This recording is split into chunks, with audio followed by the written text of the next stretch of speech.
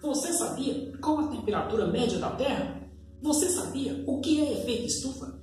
Você sabia o que é aquecimento global? Essas e outras respostas você confere agora.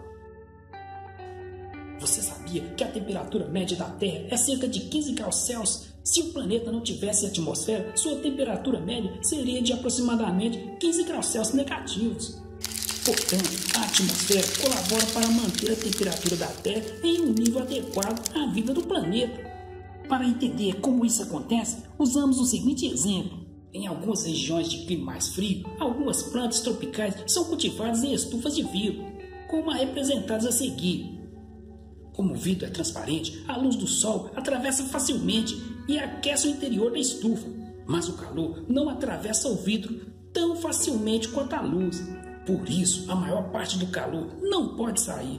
Dessa forma, mesmo que a temperatura fora da estufa esteja muito baixa, o interior dela se mantém aquecido, o que facilita o desenvolvimento das plantas.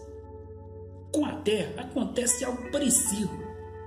Os raios do Sol atravessam facilmente a atmosfera e aquecem o planeta. Parte desse calor atravessa a atmosfera no sentido contrário e escapa para o espaço. Porém, uma porcentagem do calor refletido não consegue escapar, pois é absorvido por certos gases da atmosfera. Dois exemplos de gases que absorvem o calor são o gás carbônico e o metano.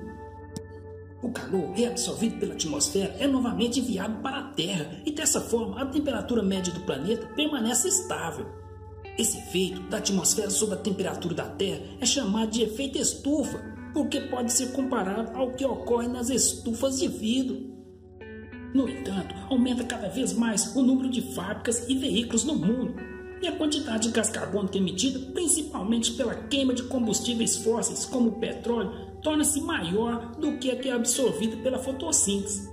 Com isso, a concentração desse gás na atmosfera vem aumentando ao longo dos anos. Como você acabou de ver, o gás carbônico é um dos gases que causa o efeito estufa. Portanto, um aumento na quantidade desse gás provoca a intensificação do efeito estufa, consequentemente a elevação da temperatura média do planeta.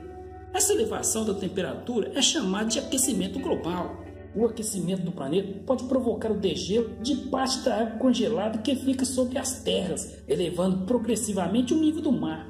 Isso significa que grandes áreas do litoral poderão ser inundadas e deixar muitas pessoas desabrigadas. Além disso, o avanço das águas salgadas poderá contaminar os reservatórios de água doce mais próximos das regiões costeiras. O aquecimento do planeta também pode interferir no regime de chuvas e no clima de várias regiões, prejudicando a agricultura e provocando desequilíbrios ecológicos, como a extinção de muitas espécies.